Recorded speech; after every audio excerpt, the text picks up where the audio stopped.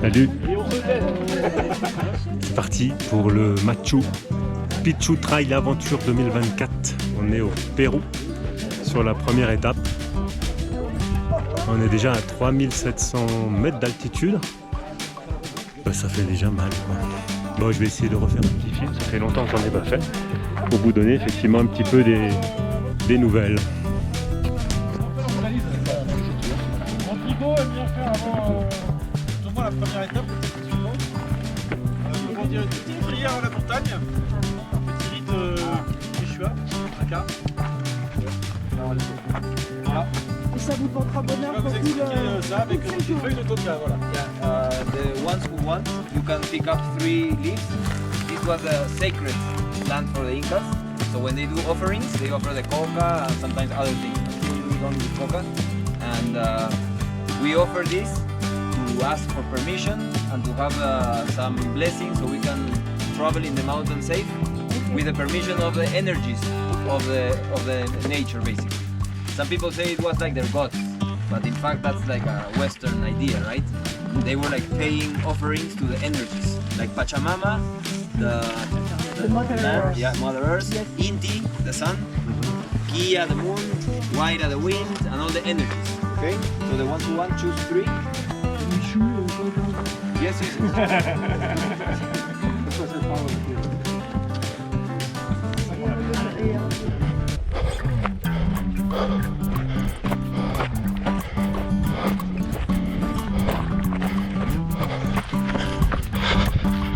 C'est chaud. Courir à 4000 mètres. Chaud, chaud, chaud. Ça fracasse le cardio. C'est beau. Faut retrouver similitude avec le Népal.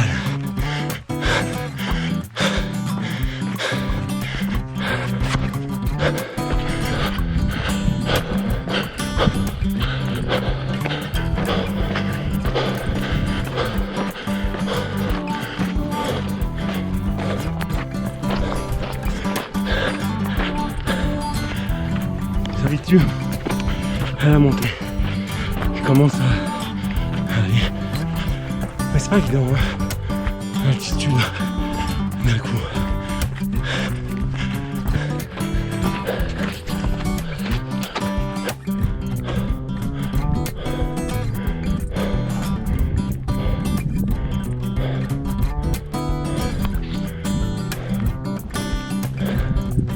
Toujours là.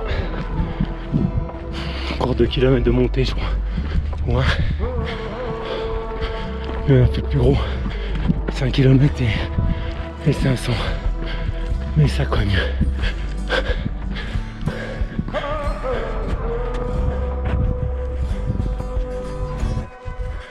C'est des beaux paysages comme j'aime. Minéral, vierge, comme des steppes. Et au loin les montagnes. C'est vraiment chouette.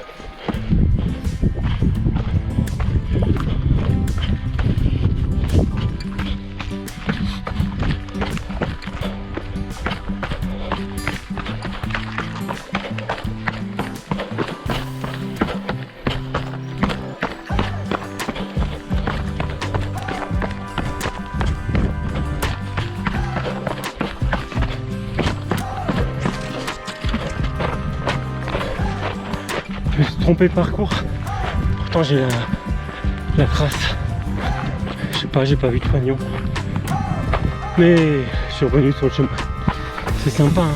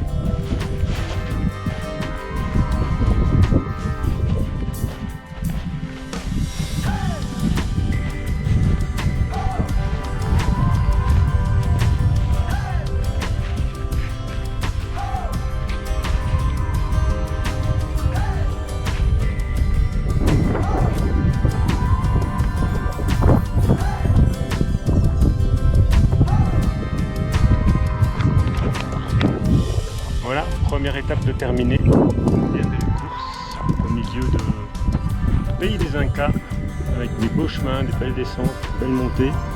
C'est vraiment sympa. Je n'avais pas où était la ligne parce qu'il n'était pas encore en place. C'est pas grave.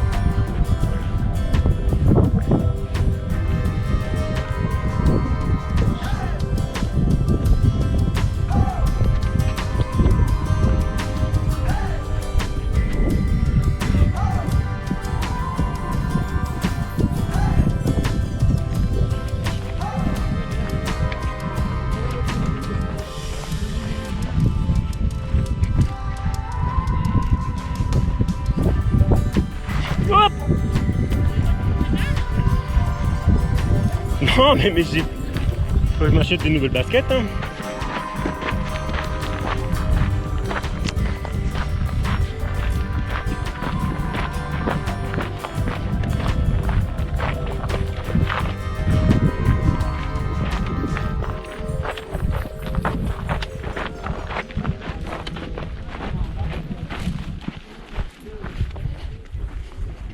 Salut, c'est parti pour l'étape 2 du trail.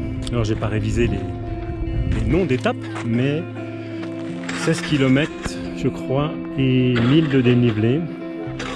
On commence à s'acclimater un petit peu, on est plus bas aujourd'hui, je crois qu'on est dans les 2800 mètres. Bon, on va quand même monter un petit peu, je pense jusqu'à 3002.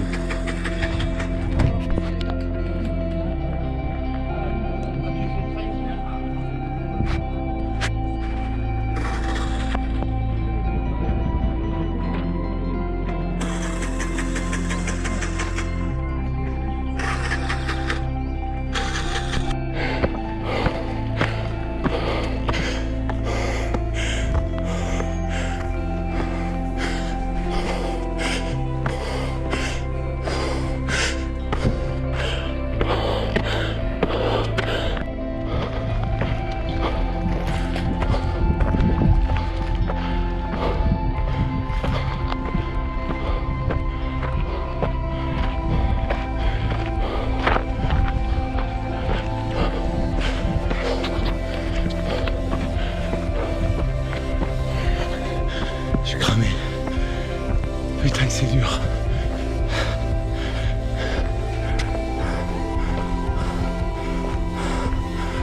Benoît.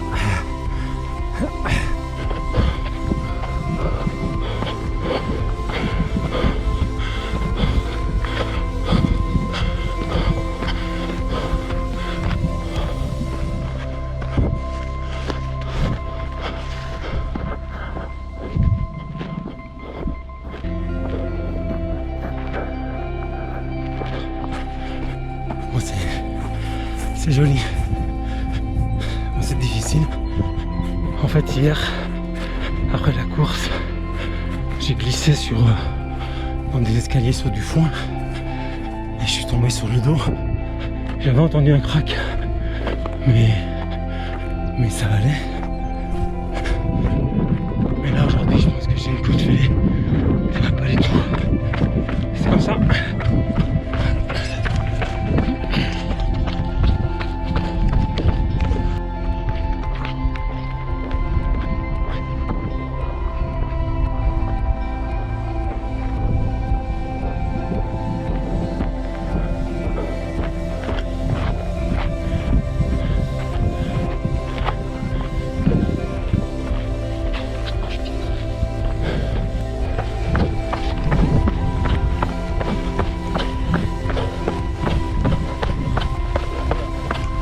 Oh là là.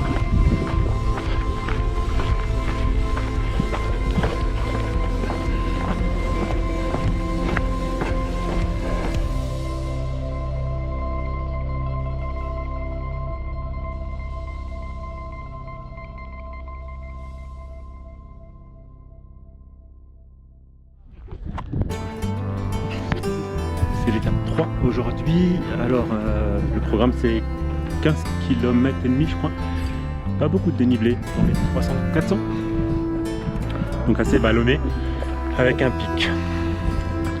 Bon, on commence à s'acclimater un petit peu, ça c'est bien, ça permet de mieux respirer. Oh, une galère hier parce que avant-hier je suis tombé, j'ai glissé sur du foin et je me suis pris un gros caillou dans le dos.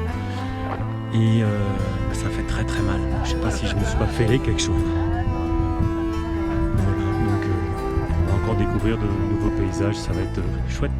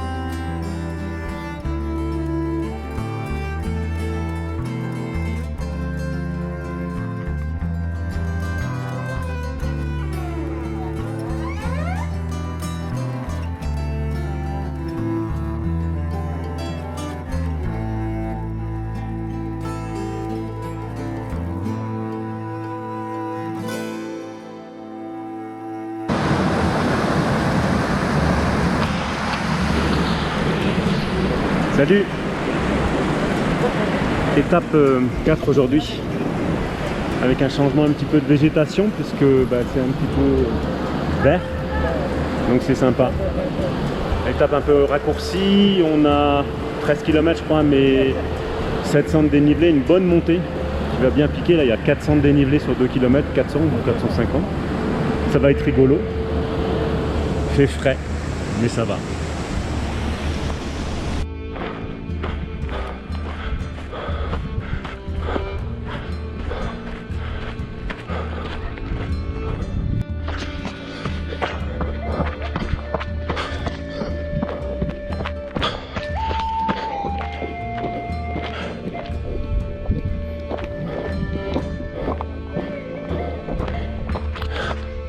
Le sale Canteri.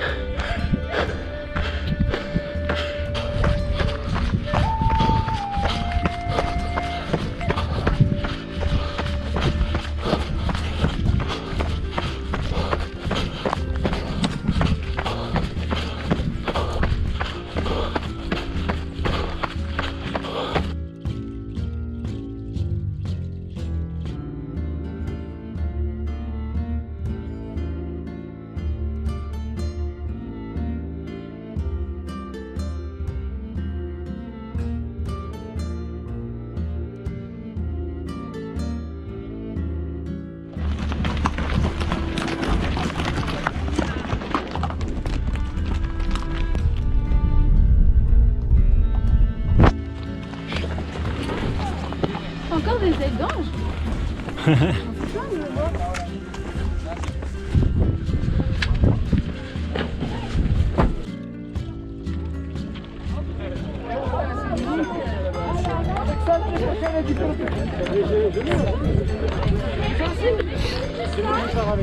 Petite balade digestive pour s'acclimater.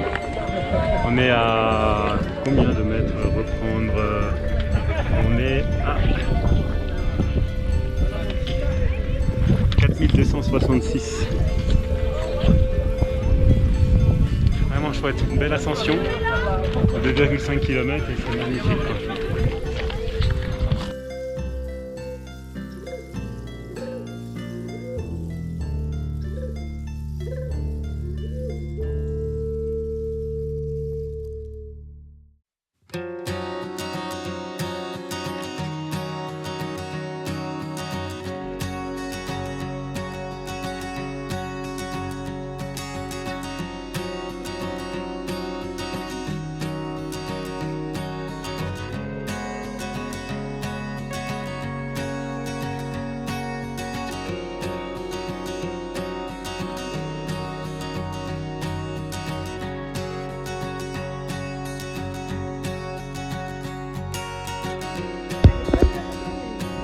Vous avez vu la photo, Yannick? Oui, oui, j'ai vu. Ouais. Ouais, tu vas nous dire.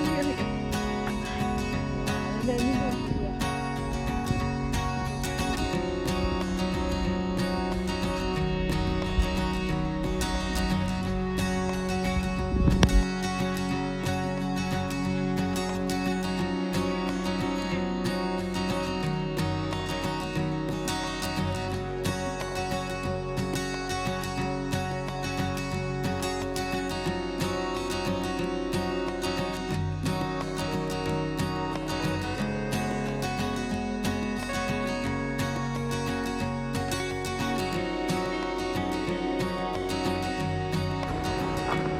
Je n'ai pas fait de vidéo au départ ce matin. J'étais très en colère, très contrarié.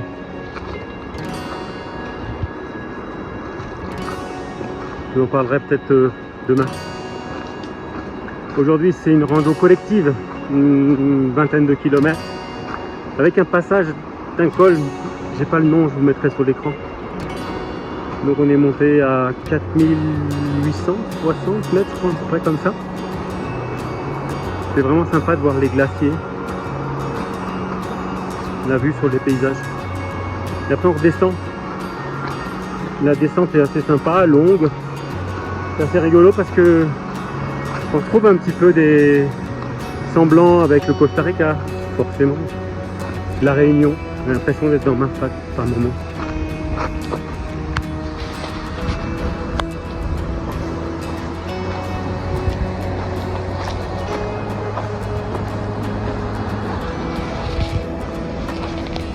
Alors dans le lot des trucs qui n'allaient pas aujourd'hui, j'ai oublié de prendre une batterie neuve pour la GoPro.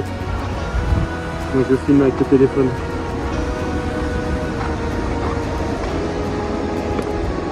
Voilà, donc 5e étape aujourd'hui, rando collective, du plaisir. Donc on a dormi la veille dans des lodges, une petite yourte, écran.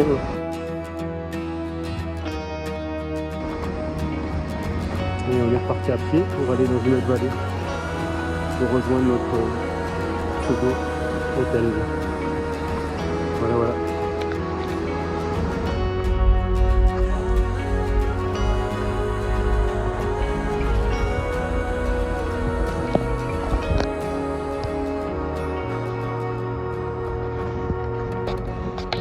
Ça doit être notre village pour la nuit,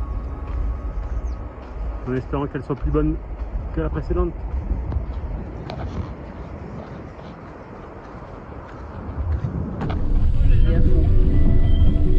Easy, easy, easy. Ah non, c'est pas grave, on est du côté de la montagne. Celui qui va être emmerdé. Ouais.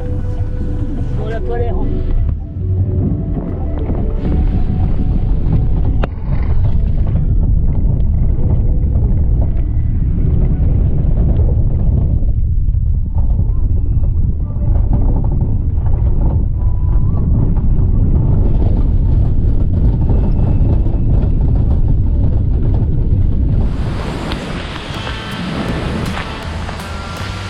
Salut. J'espère que ça va bien. Moi ça va. Bon, hier, donc il y avait ce petit couac au niveau de l'hébergement. Moi, j'ai jamais demandé des chambres à 4 personnes et je me suis retrouvé à 4 personnes. Je pense que l'organisation aurait dû être claire. Le dément, mais elle a qu'à lire ses prospectus. C'est un peu facile toujours de critiquer les consommateurs. Donc ça s'est mal passé dans la nuit. J'ai failli en accrocher un au mur. Bref, passer une journée sympa quand même, une belle montée, c'est permis de se calmer. Ça c'est agréable.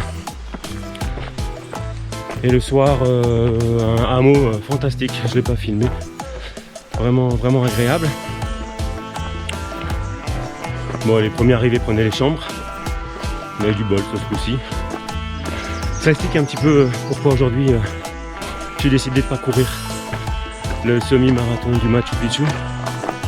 Parce que déjà hier Stéphanie était un petit peu à la ramasse et pas de serre-fil. Il me semblerait que le serre-fil pouvait être à 3 km devant. C'est pratique, c'est connu sur toutes les courses de trail. Les grands organisateurs de grandes courses ont l'habitude de mettre des serre-fils 3 km devant le dernier coureur. C'est logique. Donc là j'ai appris. Enfin bref, ce matin ça a été encore un petit coup de gueule. Le grand chef là m'a dit qu'il pouvait élever la voix, mais il sait pas qui je suis. Donc il faut pas qu'il oublie que lui c'est l'entreprise, moi je suis le client. Donc à un moment donné, il faut apprendre à se taire, il faut apprendre ce que c'est le service client, tout simplement. Même si le client a peut-être tort, j'ai peut-être tort, je reconnais que je peux être excessif, mais à un moment donné, tu es entreprise, bah, tu t'écrases, point. Enfin, tu t'écrases, excuse-moi, mais tu fais preuve de bienveillance et tu essaies de comprendre ce qui va pas. Et je pense que c'est ça la base. Donc moi je laisse pas Stéphanie aujourd'hui, donc balade de 10 km et on va profiter, on est le long d'une voie ferrée. Ce qu'il faut reconnaître auprès de Benoît, c'est quand même des parcours fantastiques, donc je garde le moral, ce sera la semaine prochaine. Bon, il m'a dit que je devais consulter les conditions générales de vente pour annuler mon voyage en Égypte. Je lui ai proposé une annulation gratuite.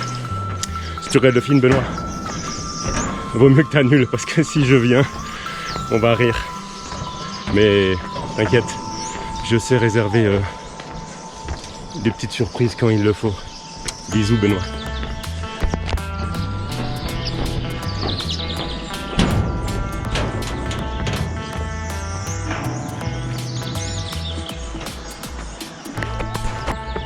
Tu vois, si je coupe au montage, c'est beau, hein. Non, sinon tout va bien, c'est cool. Je suis avec Stéphanie et c'est sympa de faire la dernière étape. Oui, je regarde devant. Faire la dernière étape. Allez, à plus tard. Bisous, bisous. On voit juste les roues, on voit les terrasses. Après, ça va avoir Et en plus, ils avaient déjà le TGV, quoi. Ouais.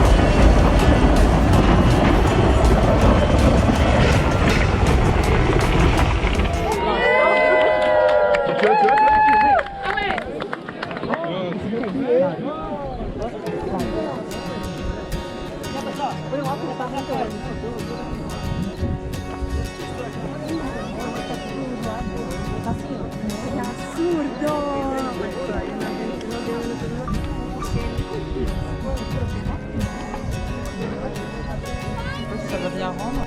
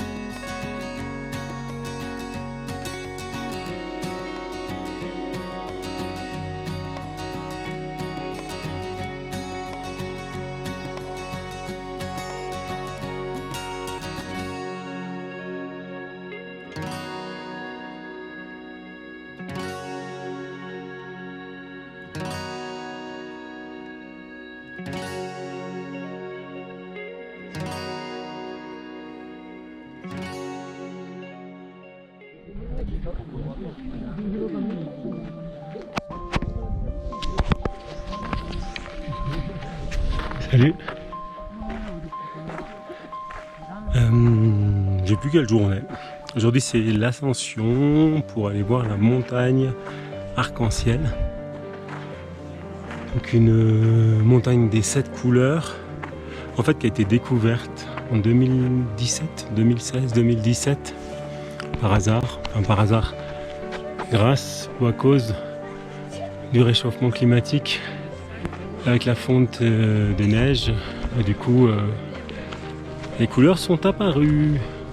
Donc là on est à 4825 mètres, c'est cool, je ressens rien, donc je pense que je suis acclimaté. Madame Gardin aussi. Pas tout à fait encore. C'est assez sympa d'être à cette altitude, c'est juste magnifique. Les lamas sauvages qui sont incroyables.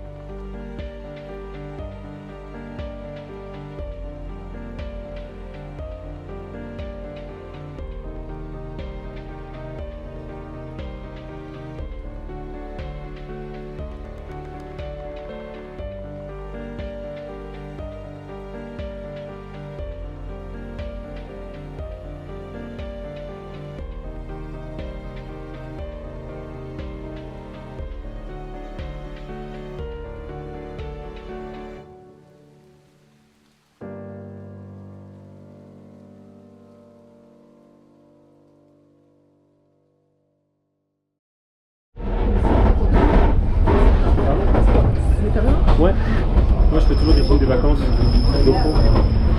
Comme ça après il y a des souvenirs. Après je partage.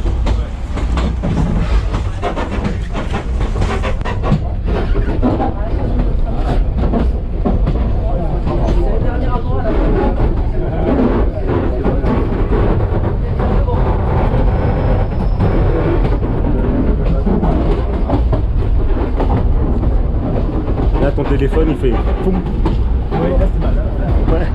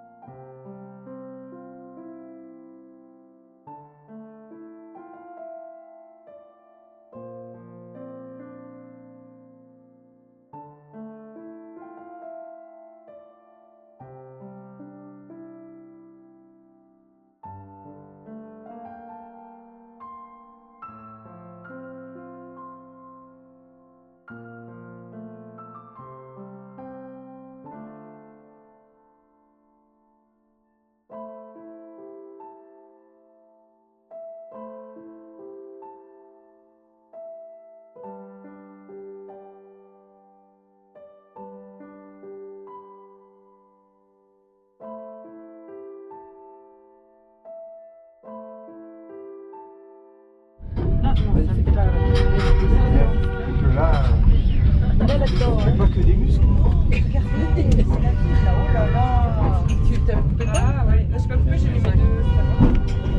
Ah ouais, on arrête tout le monde là. Ouais.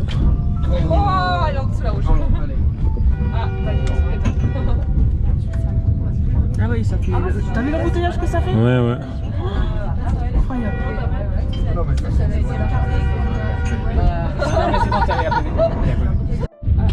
Attends, elle a pas pioché.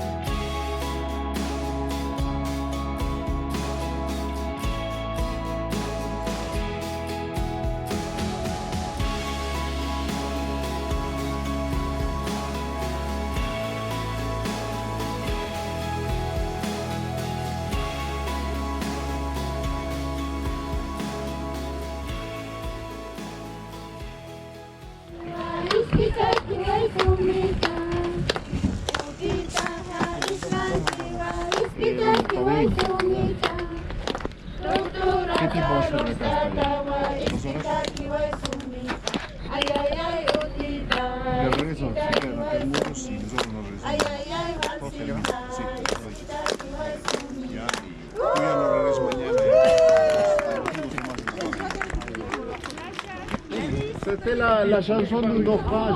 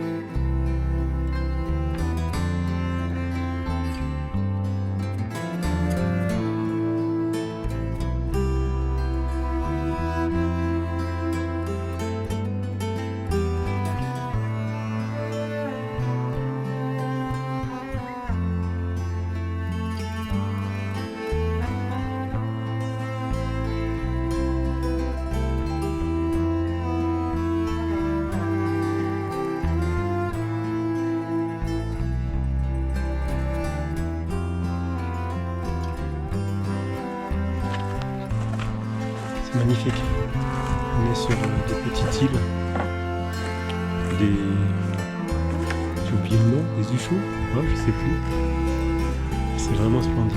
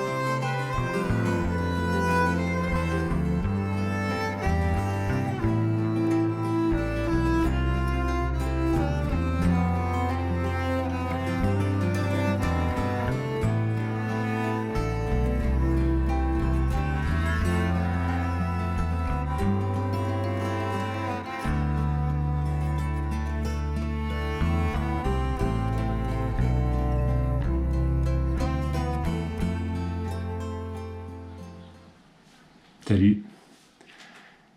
J'avais envie de vous faire un petit débrief de ce voyage, donc du Machu Picchu Trail Aventure. Donc je rappelle, c'est 6 étapes de trail ou de randonnée sur des parcours relativement variés. Après, donc ça c'était la première semaine. Après, on avait une semaine de tourisme où on a pu effectivement se rendre au Machu Picchu, à la montagne Arc-en-Ciel. On a passé une journée à bord d'un train de luxe au cœur de l'altiplano. Et enfin, on a découvert le lac Titicaca et les îles Ouros. Alors déjà, sur le film, comme d'habitude, je suis pas trop content de mes prises de vue. C'est pas toujours facile, effectivement, parce que j'aime m'amuser avec les les collègues, les vacanciers. Et quand tu joues sur les courses, c'est toujours assez difficile de filmer, d'être focus sur tes prises de vue, penser à pas trop trembler, à pas trop bouger, même s'il y a un stabilisateur, penser à faire un débriefing en fin de course. Bref, c'est pas simple et il faut absolument que j'arrive à me poser, sinon ça va faire comme sur mon trip and trail en Cappadoce où les prises de vue sont malheureusement inexploitables, ça bouge dans tous les sens et c'est pas toujours agréable à regarder. Alors, petit retour sur les activités. C'est vrai que c'était assez riche, c'est très complet dans l'ensemble. On a eu des journées très chargées avec des réveils matinaux. C'est vrai qu'on se levait en moyenne à 5h, 5h30, voire 3h30. Donc de belles journées, très intéressantes, très riches. Dommage sur la deuxième semaine, enfin dommage non, ça aurait été sympa de pouvoir faire des petites sorties matinales. J'aime bien courir des fois dans des petites villes, mais là on a couru toute la journée après les paysages, après les beautés des sites, donc c'était pas envisageable. Alors un des premiers sites super sympas, le Machu Picchu, j'en rêve depuis que je suis gamin, depuis que je regarde les cités d'or. Site de tourisme extraordinaire. Déjà la logistique péruvienne, c'est carré, c'est rodé, tu montes en bus, on te débarque, tu avances et tu suis ton circuit. Donc c'est très simple et très sympa. On a eu la chance d'avoir un très bon guide qui parle très bien le français, qui parlait très bien le français. Et c'était plutôt sympa parce qu'on a appris quand même pas mal de choses. Il y a beaucoup de monde sur le site. Et la force du guide a été de se faufiler dans des petits endroits, de couper là où il fallait couper, et finalement de ne pas nous faire sentir la présence d'autres groupes. C'était quand même très agréable. Rainbow Mountain, la montagne arc-en-ciel, incontournable, vraiment intéressant. C'est assez surprenant d'évoluer à 5000 mètres d'altitude et de voir toute cette beauté. Je trouve un peu dommage de faire 9 heures de bus dans une journée effectivement pour s'y rendre. Après je pense que c'est calculé, mais ça aurait été sympa de pouvoir faire une étape de trail sur ce site. Je ne sais pas si on a le droit. Pouvoir effectivement être à proximité, courir, arriver ou traverser ce point de vue extraordinaire, ça aurait été effectivement vraiment sympa. À l'issue de cette journée, cet aller-retour, donc l'organisation avait prévu aussi une visite d'un site touristique à Susco. On a choisi avec Stéphanie et une autre personne de ne pas la faire. Ce qui nous a valu un pic de l'organisation, comme quoi on n'aimait pas la culture.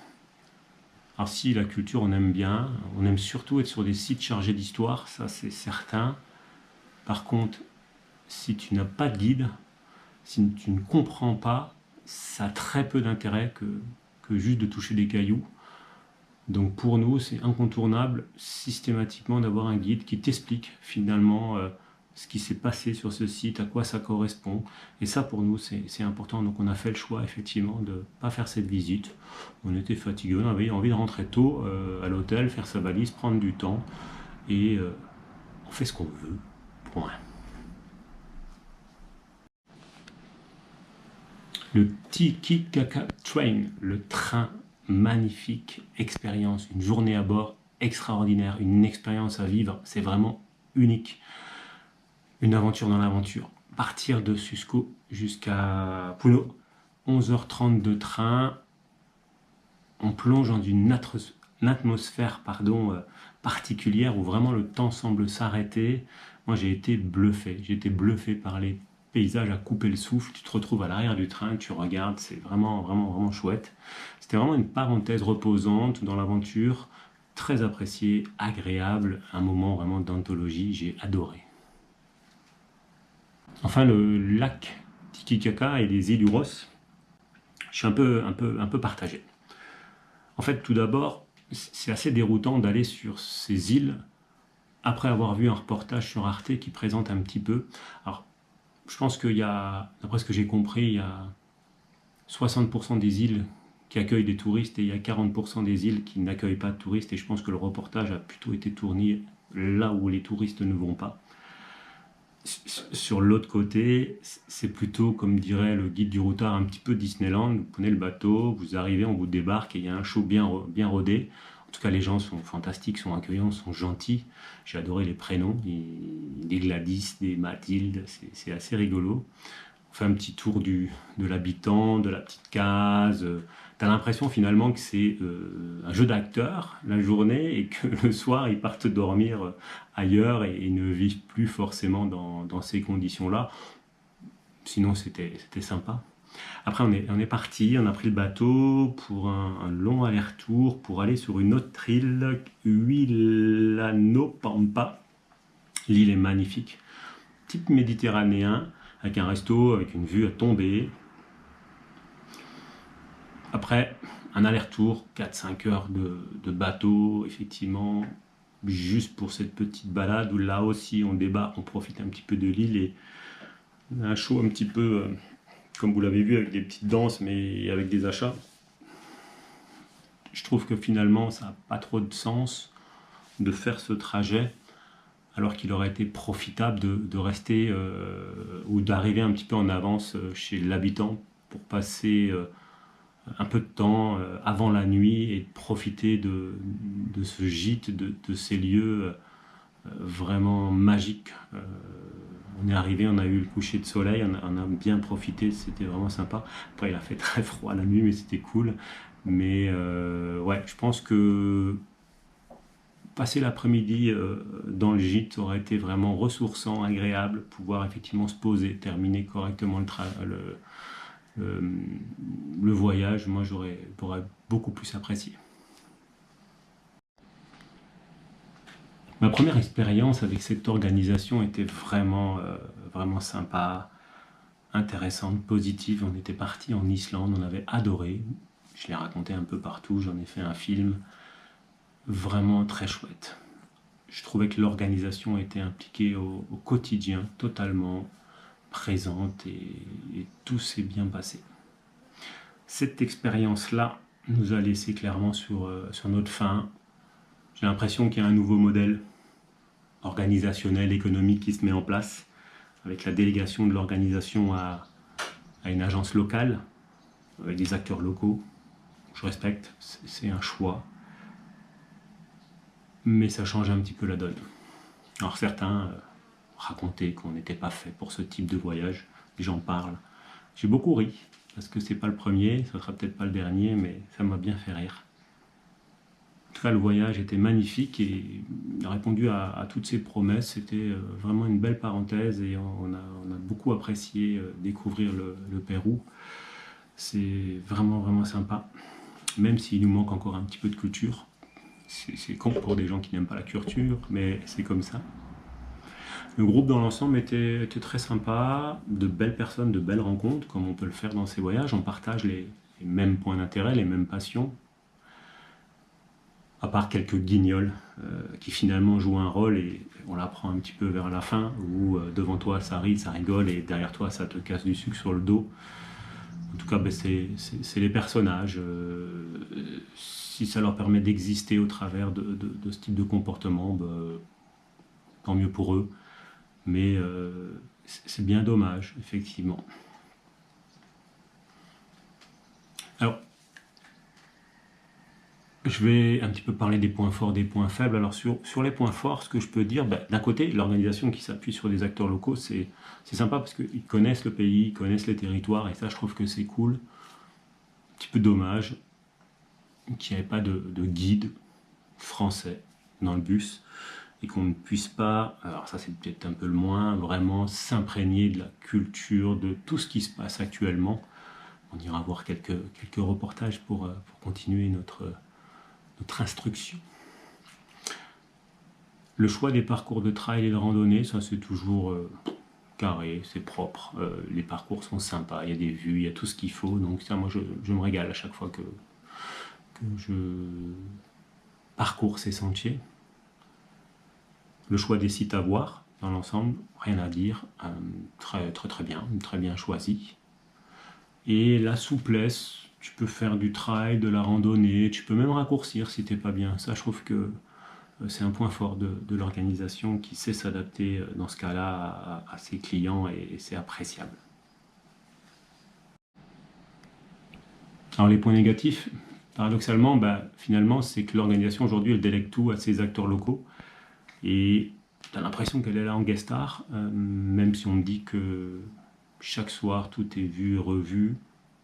Mais encore une fois, c'est le nouveau modèle, il faut l'accepter. Là, c'est leur façon de faire et je respecte.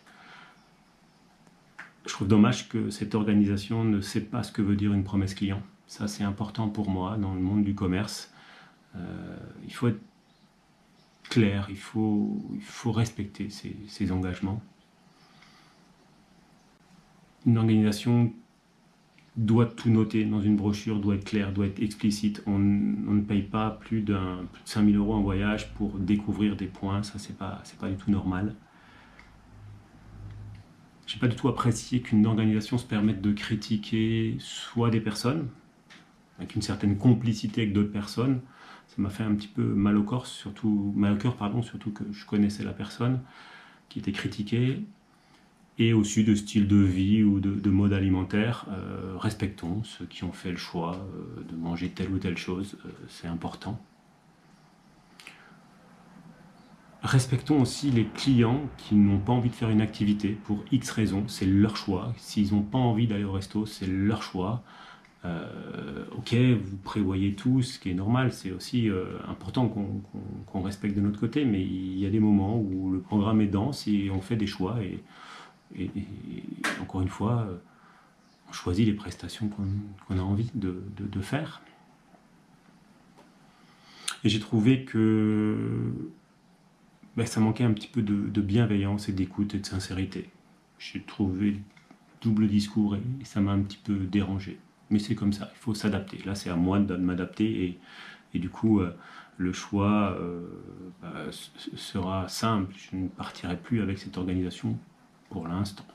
En tout cas, je leur souhaite beaucoup de réussite, une longue vie à eux, et je suis persuadé qu'ils vont apprendre au fur et à mesure des expériences, des situations qu'ils vont rencontrer, et qu'ils vont calibrer tout ça pour que tout se passe bien à l'avenir, j'en suis convaincu. Pour nous, du coup, pas de 6e Trip and Trail cette année, pas d'Égypte, hein, on a renoncé.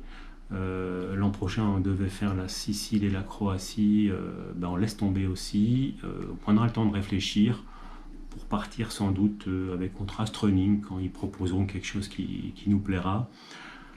Une organisation qui sans doute incarne plus nos valeurs, nos attentes, bienveillance, respect, amitié, découverte. C'est quelque chose qui nous colle bien. Voilà. En tout cas, j'espère que le film vous a plu, que vous avez pu un petit peu découvrir le Pérou. Merci pour votre indulgence, hein, si ça bouge, si c'est pas net. Mais voilà, j'espère que vous aurez pris du plaisir. À bientôt pour de nouvelles aventures.